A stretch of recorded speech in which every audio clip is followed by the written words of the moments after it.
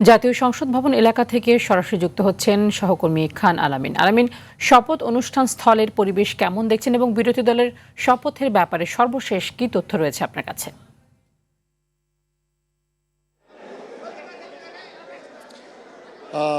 ভেতরে আসলে শপথ গ্রহণ বিশেষ করে জামাত কিংবা এনসিপি এবং অন্যান্য যে স্বতন্ত্ররা আছে তাদের শপথ এখনও শেষ হয়নি অথবা শুরু হয়নি। জামাত শপথ নেবে কি নেবে না সেটিও আমরা এখন পর্যন্ত একটি দোটানায় রয়েছি। কারণ যেটি বলা হয়েছিল, জামাত বলেছিল যে সংবিধান সংস্কার পরিষদের সদস্য হিসেবে বিএনপি শপথ যতক্ষণ পর্যন্ত নেবে না ততক্ষণ তারা সংসদ সদস্য হিসেবে শপথ নেবেন না, এমন একটা অবস্থান তাদের ছিল। তো সেই অবস্থানটি এখন পর্যন্ত তাদের রয়েছে এবং বিএনপিও সংবিধান সংস্কার পরিষদের সদস্য হিসেবে শপথ নেবেন না, এমন একটি অবস্থান এখনও ধরে রেখেছেন। কিছুক্ষণ আগে বিএনপির স্থায়ী কমিটির সদস্য আমির খসরু মাহমুদ চৌধুরী এবং মির্জা আব্বাস আমাদের সাথে কথা বলেছেন। আমির খসরু মাহমুদ চৌধুরী যেই কথাটি বলার চেষ্টা করেছেন, তিনি মূলত বলেছেন যে সংবিধান সংস্কার পরিষদ গঠনের যে বিষয়টি সেটি এখন সংবিধানে নেই। প্রথমে এই সংসদ সদস্যরা সংবিধান সংশোধন করে সেটিকে সংবিধানে ফিরিয়ে আনতে হবে অথবা সংবিধানে বহাল করতে হবে, তারপরে হচ্ছে সেই শপথের প্রশ্নটি আসবে। এর আগে শপথের প্রশ্নটি আসবে না। সুতরাং সেই পর্যন্ত জামাতকে ধৈর্য ধরার আহ্বান জানিয়েছেন। পাশাপাশি মির্জা আব্বাস যেটি বলেছেন যে জামাত যেন গণতান্ত্রিক ধারা অব্যাহত রেখে কিংবা বজায় রেখে তারা তাদের কর্মকাণ্ড পরিচালনা করে, সেই আহ্বানটি মির্জা আব্বাস জানিয়েছেন আমাদের কাছে।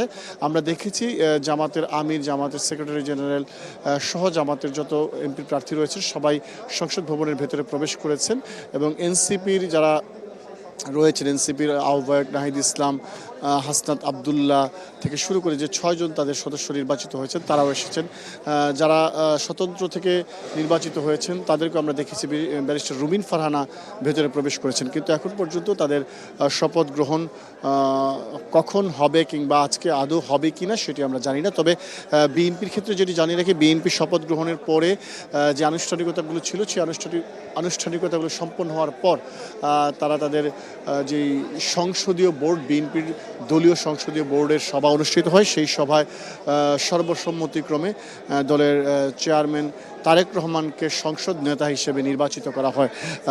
দলের মহাসচিব মির্জা ফখরুল ইসলাম আলমগীর দলের সংসদ নেতা হিসেবে তারেক রহমানের নাম প্রস্তাব করেন এবং তাতে সমর্থন জানান দলের সিনিয়র স্থায়ী কমিটির সদস্য খন্দকার মোশাররফ হোসেন। এরপরেই সেটি চূড়ান্ত হয়, অর্থাৎ সংসদ নেতা হিসেবে নির্বাচিত হয়ে যান বিএনপি চেয়ারম্যান তারেক রহমান।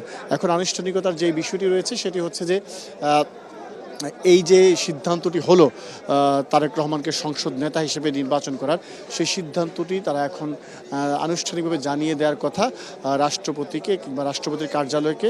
সে অনুযায়ী রাষ্ট্রপতির সংখ্যাগরিষ্ঠ দলের নেতা হিসেবে অথবা সংখ্যাগরিষ্ঠ দল হিসেবে বিএনপিকে সরকার গঠনের আহ্বান জানাবেন। এটি একটি আনুষ্ঠানিকতা মাত্র, কারণ এর মধ্যে সব ধরনের প্রস্তুতি সম্পন্ন করা হয়েছে। বিকেলবেলা জাতীয় সংসদ ভবনের দক্ষিণ প্লাজায় মন্ত্রিসভা গঠন করা হবে, আমরা এর মধ্যে জানি। তবে এর আগে যে সরকারি যেই গেজেট প্রকাশ, সেই গেজেট প্রকাশের কাজটি এখনও হয়তো হয়নি, কিছুক্ষণের মধ্যে হয়ে যাবে। যেহেতু সংসদ নেতা এরই মধ্যে নির্বাচিত হয়েছেন, সেই তথ্যটি রাষ্ট্রপতির কার্যালয়ে এরই মধ্যে অবহিত করা হয়েছে এবং অবহিত করার পরে সেখান থেকে একটি গেজেট প্রকাশ করা হবে। গেজেট প্রকাশ করার পরেই মন্ত্রিসভার যেই আনুষ্ঠানিক গঠন প্রক্রিয়া সেটি শুরু হবে, অর্থাৎ কারা কারা মন্ত্রিসভায় ডাক পাবেন সেটি রাষ্ট্রপতির কার্যালয় থেকে কিংবা মন্ত্রিপরিষদ বিভাগের পক্ষ থেকে তাদেরকে জানিয়ে দেওয়া হবে এবং তারা সে অনুযায়ী প্রস্তুতি গ্রহণ করে সংসদ ভবনের দক্ষিণ প্লাজায় আসবেন, যেখানে বিকেলে মন্ত্রিসভার গঠন করা হবে, যেখানে উপস্থিত থাকবেন প্রধান উপদেষ্টা থেকে শুরু করে সকল উপদেষ্টাগণ। পাশাপাশি মালদ্বীপের প্রেসিডেন্ট এসেছেন এই আমন্ত্রিত অতিথি হিসেবে, নেপালের পররাষ্ট্রমন্ত্রী, পাকিস্তানের পরিকল্পনা মন্ত্রী সহ বেশ কয়েকজন বিদেশি অতিথি এসেছেন। তো সেই তাদের সবার উপস্থিতিতে প্রায় 1200 অতিথির উপস্থিতিতে বিকেল 4টার সময় সংসদ ভবনের দক্ষিণ প্লাজায় মন্ত্রিসভা গঠিত হবে নতুন সরকার। আলামিন, ধন্যবাদ আপনাকে।